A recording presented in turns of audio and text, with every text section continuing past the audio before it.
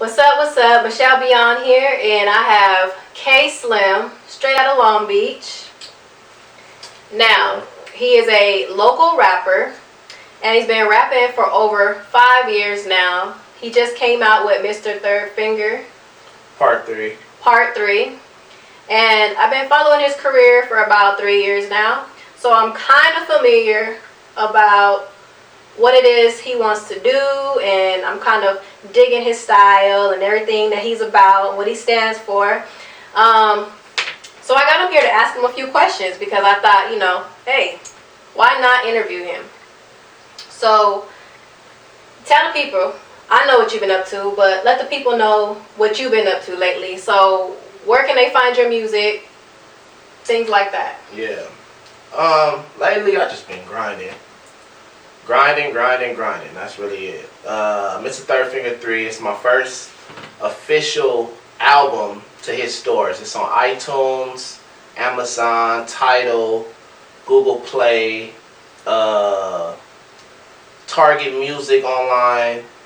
It's in like about 30 different stores worldwide. So then I got the hard copies available, So really I just been grinding. Just grinding, you know what I mean? Working. Trying to make it make sense. I made it make sense for me, so that's pretty much what I've been doing. And you can find me pretty much in any store, YouTube, Google, everywhere. Just type in Kslimm with 2 M's and it'll pop up. Okay, so I've been to a few of your shows, and at your shows, you can really work a crowd. Like, you know how to really work a crowd. People come out, they come out strictly for you. They know why they're there. They come to see you. Tell the people how you come across building this fan base for yourself, because there are a lot of local people out there who are doing showcases and they want to get their stuff out there, but you have a way of just touching the people and just bringing them out. So how do you connect with the people? Well, see, basically what I would say is just like I said, you gotta make it work for you. You gotta pretty much build your own, you know what I mean? I asked E40, he told me like just it's no right or wrong way. You gotta basically make it work for yourself, you know what I mean? You gotta make the music work for you. Everybody's waiting for a handout. Everybody's waiting for somebody to come and be like, oh, here, be on TV, be on the next, you know what I'm saying, be on BT, but it doesn't work like that. There's millions of people in this world, and you can touch each one by one, and until you hit the number that you want to hit, you know what I mean? You just got to build a buzz, and it'll start spreading around itself. So just make good music. Good music spreads itself around. It's very powerful. So, that's the best thing I could tell to any artist. Okay, so back to this album that you just put together. It's very official. Mm-hmm. I've seen it, and today is actually the first time of me seeing the official copy of the CD, and it is very official. I listened to it, and the beginning, which is the intro, the #1 song on the album, is the one that touched me the most. Now, for a review for the whole CD, I really enjoyed it. I can see your growth. You put a lot of heart into it, because usually the music that you make is more club, it's more fun, it's more, just come out, you turn up, and this album, it's a little more personal. The album before that, it touched on a little bit of the personal issues, but this one seems to be a lot more heartfelt. And what inspired you to kind of switch up from the turn up to just say, hey, let me just sit down and just let me write something that it touches me, but at the same time, what made you want to share that? Basically, if you listen to my music for years, I've always done I did a lot of turn up music, because I come from like a turn up generation where it was always go up or go home, you know what I'm saying? But what I really wanted to do was, since it was my first album and I want to make this the first official CD that I sell, it was really it would have been my 5th mixtape, but I made it into an album because I was feeling a lot of the stuff that was going on in my life. You know what I mean? My life started taking a change. So I basically just wanted to give people something to really know who I am. You know what I mean? Instead of just giving them just the turn up side of me, I want to show them my raw talent. That's why you got songs like Medicate, you got songs like Winning, you got different versions of me instead of just a turn up West Coast version. You get like a whole category of music, of hip hop music throughout the whole album. That's why I knew, I was like, okay, it's safe to make this on my first album. You know what I mean?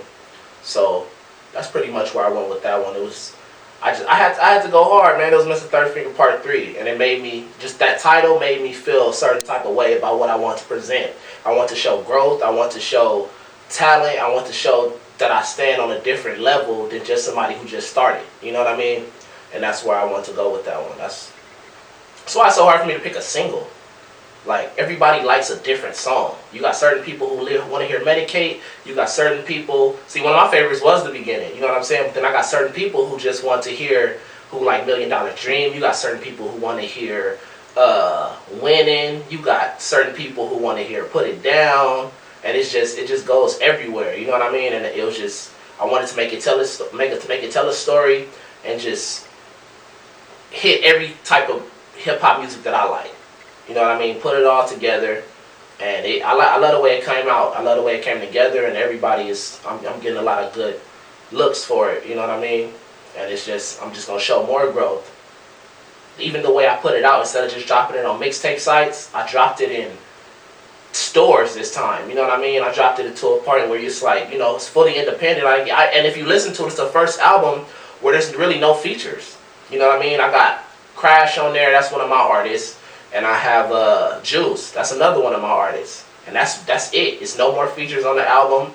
I got League of Stars on a couple beats, like I always do. I mean, it wouldn't have been Mr. Third Finger without them.